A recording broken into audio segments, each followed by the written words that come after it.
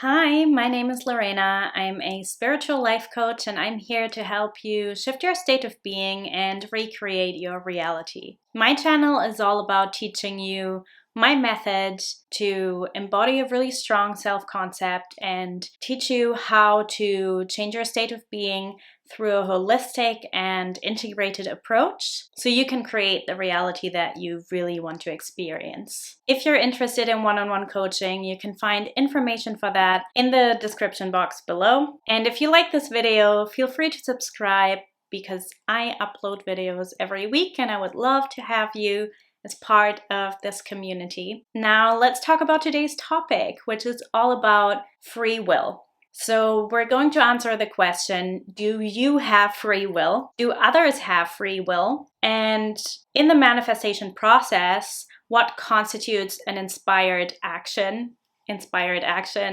and what doesn't? So I really love this topic, and I want to preface this by saying this is based on teachings by Neville Goddard, but also my own perception and my own experience. And I would just encourage you to keep an open mind, but it is at the end of the day always your choice what you want to believe. Believing is a choice, and you can choose what you want to believe. Just had to change the way I'm sitting because this was not comfortable. Let's get into today's topic. So often the question around who has free will and when should I take action and who should take action comes when people are too stuck in their mind. This question does not come from somebody who is living in the end. This does not come from somebody who is already living and embodying the state of being where their desire is already here. This question comes from thought, from mind, from logic, from ego. And not that there is anything wrong with that. We all have one.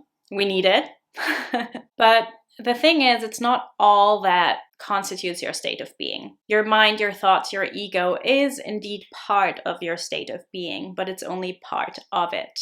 So if you are too stuck in your mind and if you're trying to address everything with logic, you're only able to go so far. And in fact, it might hold you back, especially when it comes to conscious thought versus subconscious thought. Let me start this off by using a couple of quotes by Neville Goddard from his book, The Power of Awareness, which, by the way, if you are a beginner or you haven't read The Power of Awareness, I highly recommend it.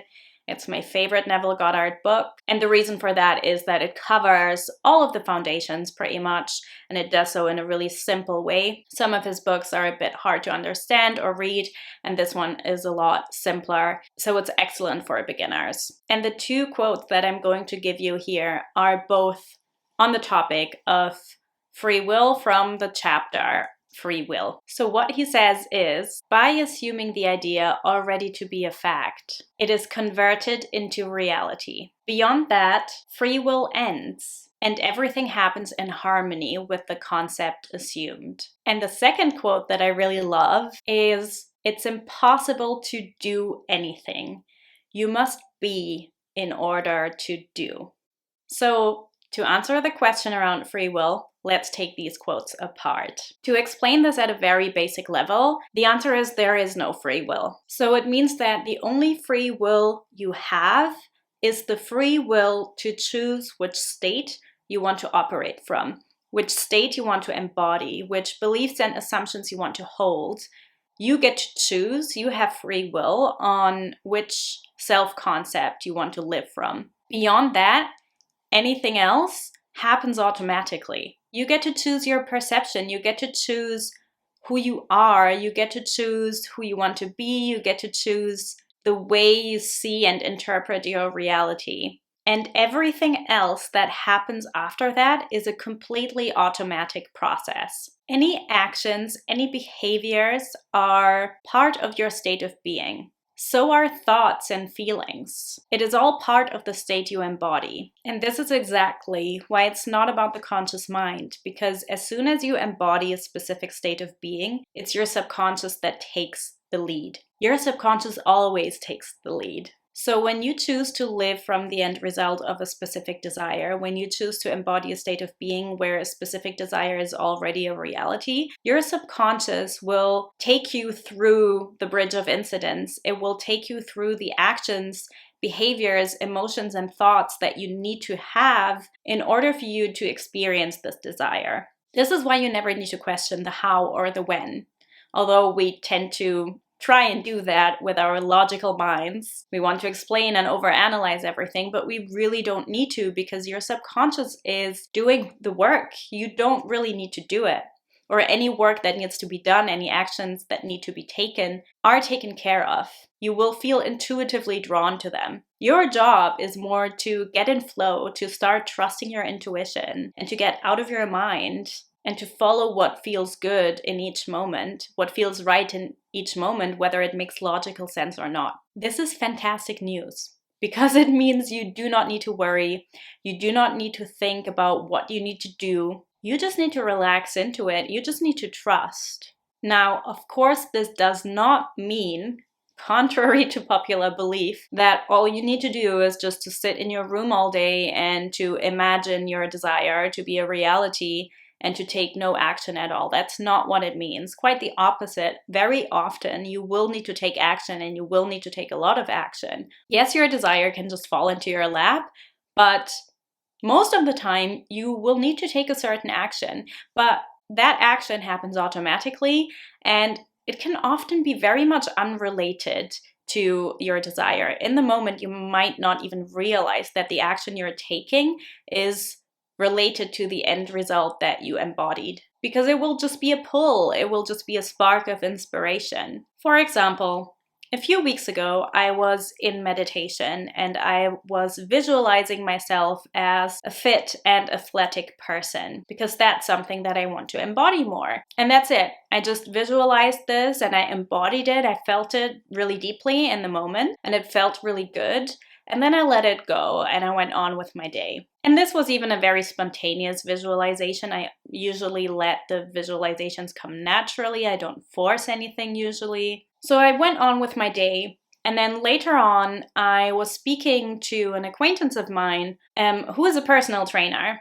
And I just got the urge to ask him, hey, do you have any space? I would love to work with you. And at that time, I wasn't even a member of any gym. This was just something that I intuitively felt drawn to, and we immediately arranged it and started working together. Now, of course, I could have overthought this, and of course, you can think about this and you can be like, okay, what action steps do I need to take in order for me to become a fit and athletic person? Well, maybe I should hire a PT. But that's not how it was for me, actually. I didn't even connect the dots until much later. Only after that had happened, I was like, oh my God, I visualized this morning that I would be a fit and athletic person. And then I got this idea to reach out to this PT, to this personal trainer, to work with him. And I didn't even realize that the two were connected at the time, but they definitely were, obviously. But this wasn't a conscious process. I didn't sit there and think, oh, I want to be fit and athletic, I better hire a PT. It just came to me automatically. So I wasn't thinking about how I could make things happen. It just seeped into my subconscious whilst I was embodying the state, and the action came automatically. It was just something that I was intuitively drawn to. Now, of course, this is a very obvious example, because this is also something that you can think of with logic and with conscious thought, that this is an action step that you can take to get to that end result. But stuff like this can also happen with less obvious things. For example, you may feel the urge to connect with a specific person, and moments later they text you. That is a scenario where you didn't actually need to take any action, consciously or subconsciously. But the reason this unfolded is because, in my belief, we are all one consciousness. We are all connected through one consciousness. And when you subconsciously embody a specific state, other people are automatically going to be drawn to different things as well, because your reality will match the state that you embody. It will mirror the state you embody. So it works both ways. Through you embodying the state, they get the spark to reach out to you maybe. Or it could also be that you do take an action that is completely unrelated to your desire. So in my example, it was very much related to the desire, and that was very clear and very obvious to see. But what it could also be is, let's say, similar desire, you get the urge to connect to a specific person, to an old friend or something, and you embody that state, and a bit later, you get the urge, you get the inspiration to go for a walk outside. And lo and behold, during that walk, you bump into the person that you wanted to reconnect with. See, you did have to take an action for that to happen. You didn't just sit in your room and imagine and visualize. You actually had to take action, but that action in the moment wasn't related. You didn't go for that walk thinking, ooh, maybe I'll bump into so and so. If you did that, you wouldn't be living in the end of it.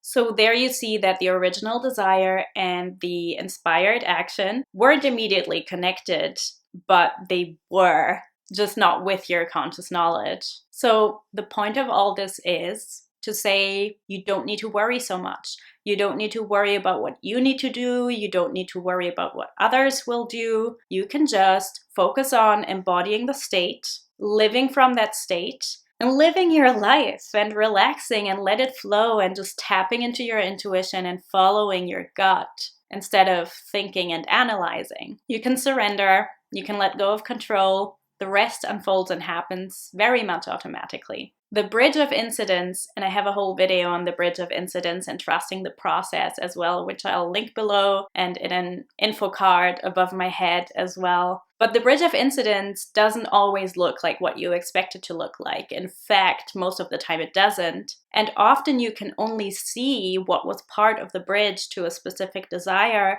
when it's over. When it's already unfolded, then you can often look back and be like, oh, this is why it happened the way it did. Now it all makes sense to me. So let's talk about how to determine whether an action that you're taking is an inspired action or not. Whether it's forced and whether it comes from logic or whether it's part of the bridge of incidents that will lead you to your desire. So the simple answer is, if you're asking that question, it's likely not an inspired action. Because if it is an inspired action, you don't usually even think about it.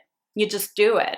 It's automatic. You don't analyze it. You don't try to figure out what is what. You don't look for proof, essentially. It's not the action that truly matters. It's the state of being the action is coming from. And again, you also don't need to question your state of being constantly. You just need to follow what feels good in the moment and focus on embodying the state as much as you can. So let's talk about if you don't have free will, and essentially nobody has free will doesn't exist. What about other people? I say this all the time, but don't worry about other people. Don't think about what other people are doing or why. Only focus on you and your state of being. What others are doing truly doesn't matter. Because you're not influencing anybody, you're not manipulating anything outside of you. They just match your state of being. But you may ask now, well, what if I want to manifest a specific person, or I want to manifest a specific circumstance that involves a specific or a non-specific person? Well, they will need to take a certain action, right? They will need to have certain thoughts or feelings or act in a certain way